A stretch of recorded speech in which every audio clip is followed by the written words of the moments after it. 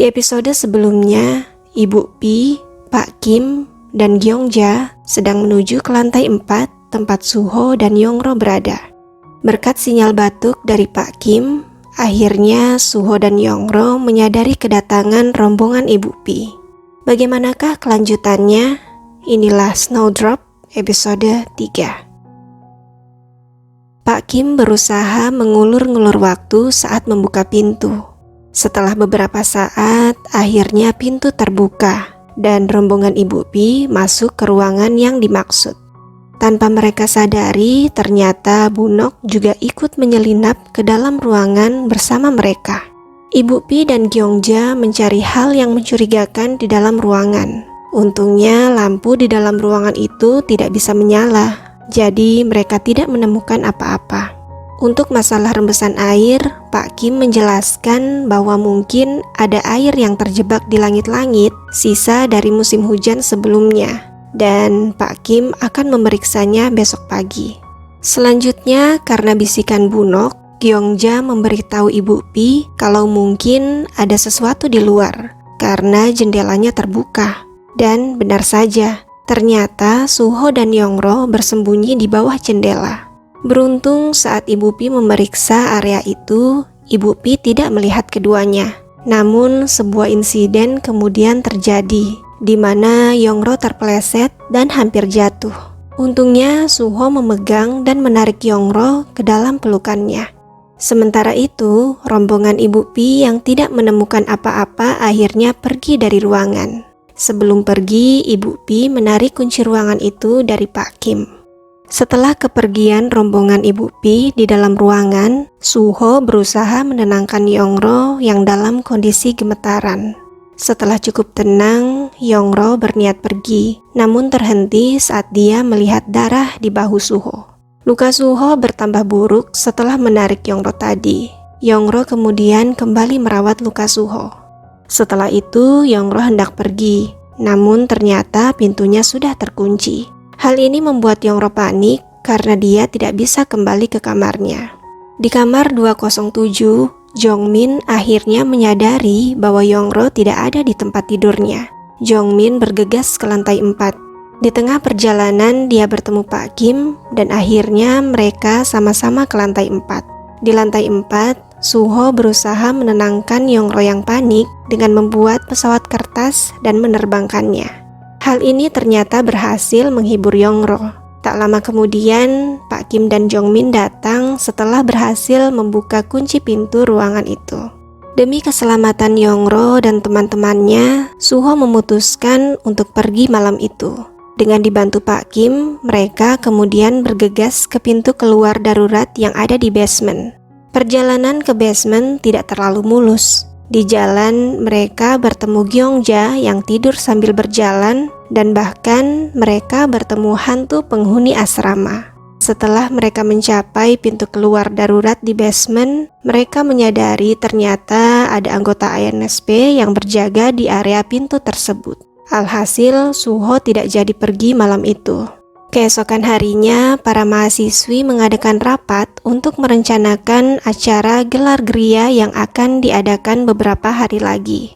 Setelah mendapatkan informasi yang dia butuhkan dalam rapat tersebut, Yongro menyelinap ke lantai 4 untuk memberitahukan denah penggunaan area saat acara gelar geria nanti. Hal ini ia lakukan karena rencananya Suho akan pergi dari asrama saat gelar geria diselenggarakan. Di saat itu, asrama akan terbuka bagi orang luar dan Suho bisa membaur lalu pergi secara diam-diam. Sementara itu, di asrama Hedal, Gangmu sedang memeriksa kamar Suho. Guangtae yang saat itu berada di asrama kemudian dibawa oleh pihak ANSP untuk diinterogasi. Setelah diberikan beberapa pertanyaan terkait Suho, Gangmu meminta Guangtae untuk mengabari ANSP jika Suho muncul. Selanjutnya di kantor ANSP, Ketua An terlihat sangat marah saat mengetahui jika Gangmu masih melanjutkan kasus Profesor Han. Tapi Gangmu tidak bergeming dan tetap nekat melanjutkan kasus itu. Karena menurut Gangmu, alasan ketuaan itu tidak jelas untuk menutup kasus Profesor Han. Di asrama tampak Suho yang sudah mulai melatih tubuhnya dan para anggota ANSP yang masih siaga di sekitar asrama. Sementara di tempat lain terlihat Cho Song Sim, Hong Era, dan istri ketuaan Che Mi-hye mendatangi seorang peramal. Peramal itu kemudian meramal nasib Chang-su, suami Era. Menurut si peramal, Chang-su akan sial tahun ini. Dan untuk menyingkirkan kesialannya, dia harus mengorbankan 13 perawan. Malam harinya di asrama terjadi keributan karena Haeryong dan Solhee menuduh Bunok mengambil barang milik mereka. Bu Pi mendengar keributan itu dan meminta Haeryong, Solhee, dan Jongmin ke ruangannya. Dia meminta ketiganya tidak asal menuduh dan menyalahkan mereka karena membawa barang mahal ke asrama. Dan setelah ketiga mahasiswi itu pergi, Bu Pi juga menyuruh Bunok untuk ke ruangannya. Bu Pi meminta Bunok berhenti mencuri dan memakai barang para mahasiswi, karena hal itu tidak akan membuat Bunok sama dengan para mahasiswi itu. Ternyata Bu Pi tahu apa yang dilakukan Bunok selama ini. Selanjutnya di kamarnya, Bu Pi melihat foto dirinya yang sengaja dilipat sebagian sehingga tidak terlihat bersama siapa Bu Pi di foto itu. Keesokan harinya, anak-anak kamar 207 mencocokkan siapa saja yang akan mereka undang dalam gelar geria agar tidak menghalangi upaya kepergian Suho dari asrama. Lalu Yongro meminta Jongmin menyiapkan sepeda untuk Suho karena akan lebih aman bagi Suho naik sepeda daripada berjalan, mengingat polisi pasti akan menjaga gerbang utama. Tak ketinggalan, Haeryong juga mengingatkan Yongro tentang setelan yang akan dipakai Suho dalam gelar geria. Kemudian terlihat Yongro menelpon kediaman En Chang-su yang kebetulan diangkat oleh pembantu di kediaman Chang-su. Yongro menyampaikan maksudnya untuk datang ke rumah En Chang-su saat pembantu Chang-su hanya sendiri di rumah. Pembantu Chang-su meminta Yongro untuk datang besok, karena besok nyonyanya Era akan keluar seharian untuk bermain golf. Di ruangan berbeda, tanpa pembantunya sadari, ternyata Era mendengar percakapan telepon itu. Dan setelah pembantunya pergi ke dapur, Era menelpon temannya dan membatalkan acara main golfnya. Sementara itu, di sebuah gedung di Beijing, Chang-su dan Tae-il sedang beradu mulut karena sudah berhari-hari terlewati, namun pihak Korea Utara belum mau datang untuk bernegosiasi.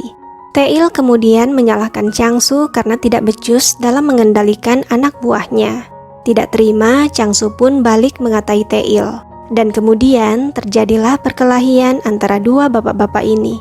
Saat keduanya sedang asik berkelahi, datanglah pihak Korea Utara yang diwakili oleh Im Ji-rok dan Che Sur-yun. Im Ji-rok menghentikan perkelahian Tae-il dan Chang-su. Im Ji-rok kemudian berkata bahwa dia datang bukan untuk bernegosiasi, melainkan ingin meminta penjelasan karena agen mereka dikejar oleh ANSP saat menjalankan operasi Phoenix. Jadi bukan pihak utara yang menggagalkan operasi Phoenix, melainkan pihak selatan sendirilah yang menggagalkannya.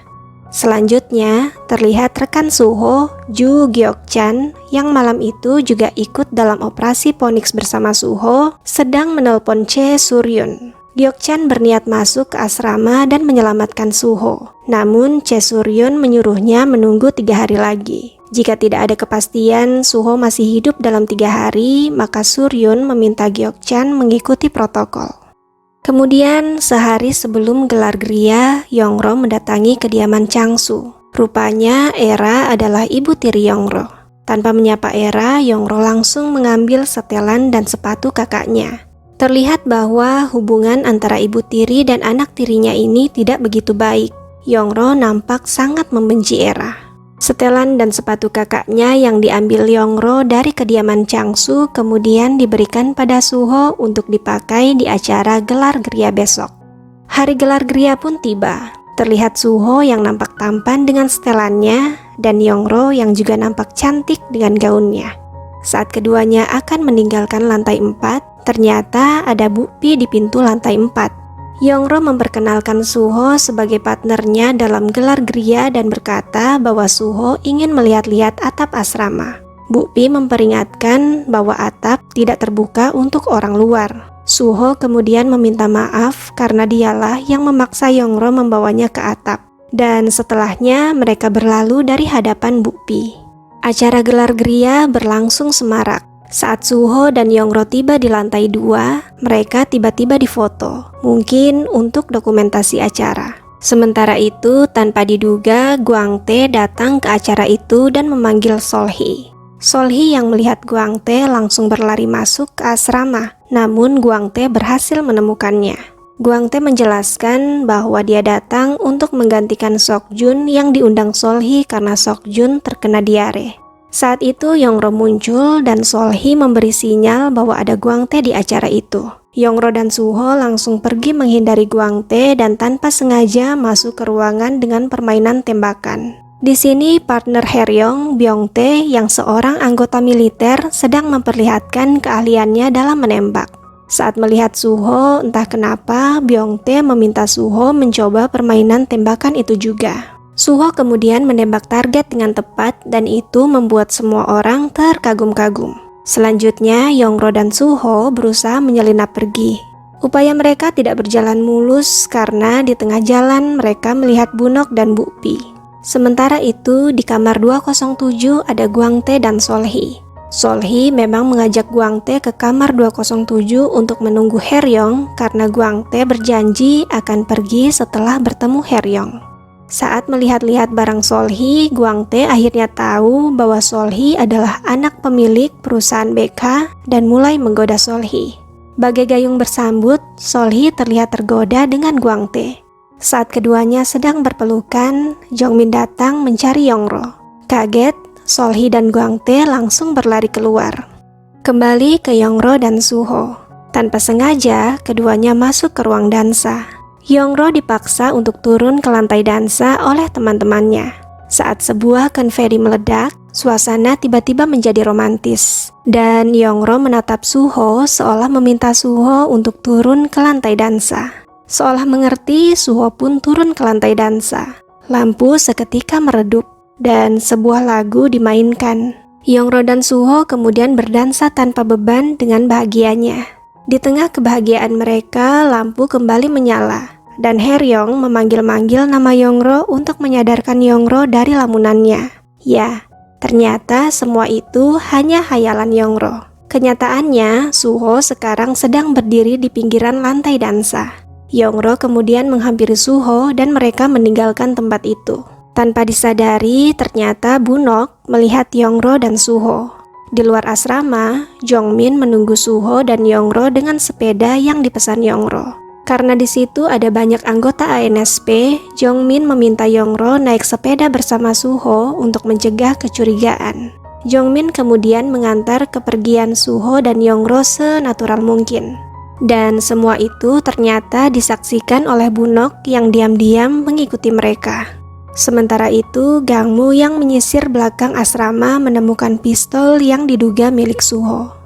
Kembali ke Suho dan Yongro yang sedang bersepeda. Yongro menanyakan pertanyaan tersirat yang seolah mengharap agar dia dan Suho bisa bertemu lagi. Namun Suho tidak menjawab apa-apa.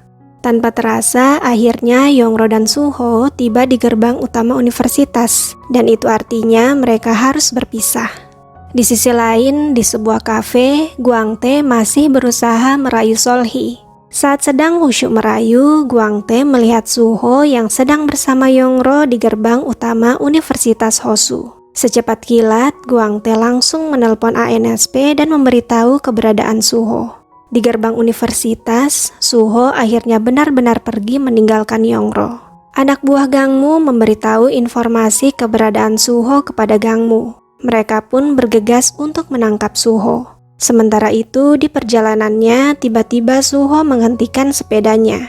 Kemudian terlihat Suho menjalankan sepedanya kembali ke arah gerbang utama Universitas Hosu di mana Yongro berada. Yongro yang melihat kedatangan Suho tersenyum menyambut Suho. Suho memberhentikan sepedanya di depan Yongro dan berdiri di depan Yongro. Apa yang akan terjadi selanjutnya? Kenapa Suho kembali? Nantikan jawabannya di episode selanjutnya.